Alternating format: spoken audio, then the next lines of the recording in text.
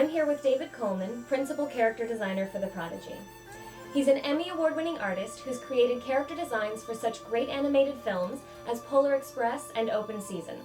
He's also created designs for the TV shows Boondocks and Class of 3000 on Cartoon Network. He's worked for such notable studios as Sony, Fox, and Disney. Hi David, how are you? Good, thanks. I understand you have a particular specialty in illustrating animals. How have you developed that? Well, it started early on when I started taking a lot of classes, life drawing specifically, and getting more into animal drawing. I spent a lot of time at the zoo studying animals from life. And as I moved on from there, I ended up becoming pretty good at it, so much that I ended up teaching animal drawing at the LA Zoo. And in time, I combined the animal drawing skills along with my character design in the trade. How did your experience influence your design for the Master Panda character? Well, I mean, you have to really know the real in order to cartoon it. It's kind of a cliche to say that sometimes, but you got to know how to draw a mouse in order to draw a Mickey Mouse. And so it's by understanding how animals really, their shapes and how they move and interact and some of the character traits in the face, along with the patterning and texture, really helped me cut from spending too much time on gathering reference in terms of just going straight to the design. So that way the animal design was a lot more successful because of my experience with studying the animal from real life. What style choices do you use to make your character likable? Well, I found that the more appealing a character is really based on how they're designed, specifically in the shapes. Now, I try to use a lot more organic shapes, was something I really went for in the Prodigy, the style for the Prodigy. Because organic seems to be more appealing to the eye. After you get a nice push of the shapes and you get an overall shape style or vocabulary, then you really want to sell it in the eyes, because the eyes are the windows to the soul. And if you get that right look in the eyes, you'll find that the audience really connects with that character. What is the difference between a 3D character and a 2D character? Well, I mean, the obvious thing is that one is more three-dimensional. In this day and age, it's to say that's done with CGI, which is computer-generated imagery. And, there's a lot more, you have to really think of the character sculpturally when designing for it. Because here you are, you're going to be drawing taking a two-dimensional image and transferring it to 3D. So everything has to be very, very exact. With 2D, there's a lot of cheats you can do. You can get away with a lot more graphic style looking characters, but for a three-dimensional project, your drawing skills have to be a little bit more advanced, and some people don't really realize that. Also, for actually, once you create the models for 3D, it's a lot easier to move the camera around, which is in 2D, you actually have to draw each pose of that character. But in 3D, the computer will do a lot of the work for you, coupled with really talented animators. What different techniques do you have to use when designing a 3D character as opposed to a two-dimensional character? It becomes very important once you've really captured the essence of the character and who that character is, then becomes really the mechanics of actually doing a turn, which is an orthographic turn. It's probably one of the most tedious and boring things of being a character designer, but it's one of the most important working in the three-dimensional realm. And because the modelers actually have to take your drawings and turn it into a 3D model. So really, in the sense of the turn is what's so important and vital for designing for a 3D show. Do those steps in making a 3D character limit you in any way? I wouldn't say limit as much as it actually is almost limitless, because I can add numerous textures and different shapes. Because once the model is built, you can turn that character any way you want. Just like if it was 2D, if I added too many different patterns in the fur, or too many different strands in the hair, or kind of an advanced motif in her clothing or costume, for a 2D film it has to be drawn every single frame, every single time. The animators would really hate me if I did that. So for 3D I actually can add as many textures as I want, because once we texture to map that on there, you're good to go. And so it's actually quite endless. The possibilities are endless. Tell us about your process for inventing and creating your designs. First, I like to talk to the writer, the creator, the character, because as a character designer, I'm really all about creating a visual manifestation of a written description.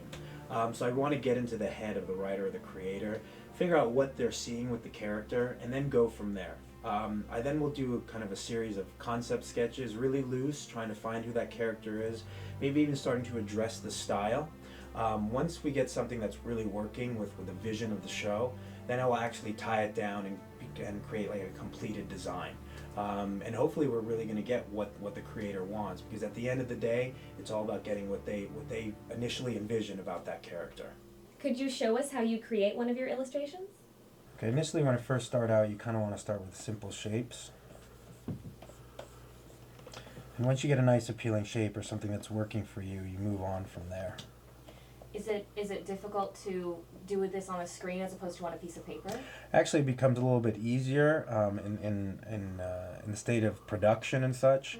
It really becomes it's all about the immediacy of it. So it takes some getting used to by far, but over time you'll really get used to it.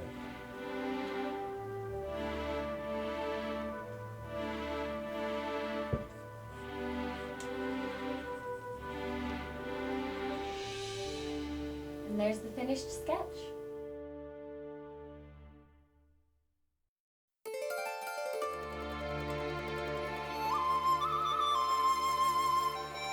I'm here with Rianne Woodyard, the lovely and wonderfully talented actress behind the voice of our lead character, KG, the Prodigy. Hi, Rianne. Hello. Hey, Rianne, what were some of the challenges with the acting performance for an animated character compared to some of the live performances you've done? Well, you don't get to interact with anyone, so it really causes you to use your imagination to its fullest.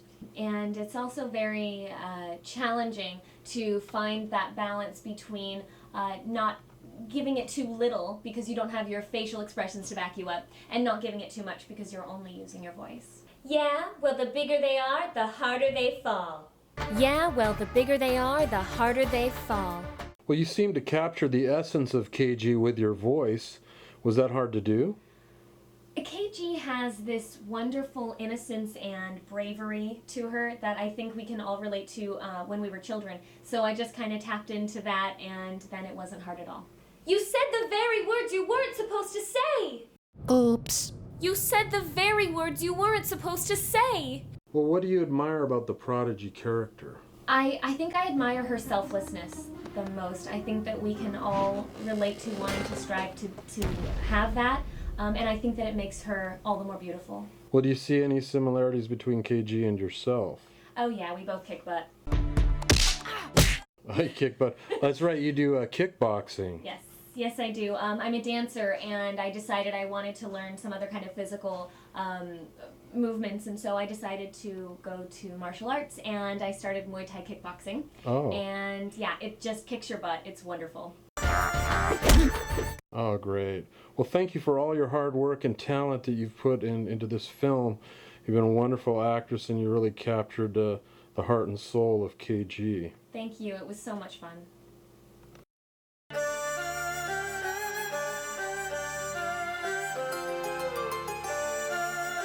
The first step in creating good characters for animation is to have the designer draw some rough sketches. David Coleman had submitted these clever designs to the writer-director Robert D. Hanna. With lots of talking back and forth between Robert Hanna and David Coleman, many improvements were made to create a character that everyone really loves. Once the character is approved and finished, then a final drawing is made in full color. The character must have many qualities: fun to look at, charming, colorful, and have good shapes that can be easily created in 3 dimensions on the computer. After the final character is created, important drawings need to be made that will help guide the 3D modeler to create the character model in the computer. One guide is called the orthographic. It's a guide for the modeler to create accurate shapes and sizes for the character's head, body, and clothing. That is why the orthographic will show the character from the front, side, top, and back. Another important guide drawing is called the construction sheet. The designer can really describe in detail how the modeler can create the character's eyes, mouth, nose, and hands exactly on the computer. Another guide to help the animators is the attitude chart. You may know someone who has lots of attitude, and these characters must have many attitudes and facial expressions that will all need to be modeled one by one. Faces that are happy, sad, angry, and more.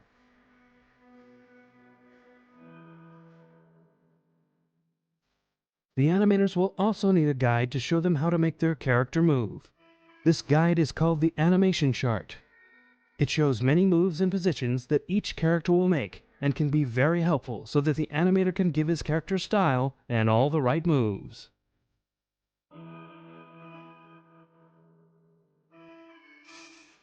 When the 3D modeler has studied the orthographics, construction sheets, and the attitude charts, he starts to create some rough character models inside the computer. He makes the head, the body, the skin, and the clothing. Again, these rough models are sent to the director for study and approval. Once the final character is made, a skeleton or rig is created for him. The skeleton is the main computer control for the character to make him walk, run, and come to life. Then the model is skinned around the skeleton, and this step is called rigging.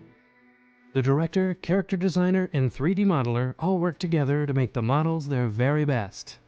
Once approved, these characters are made final and stored in a special folder on the computer. They are now ready to animate for the film. Here are the final characters of The Prodigy. KG.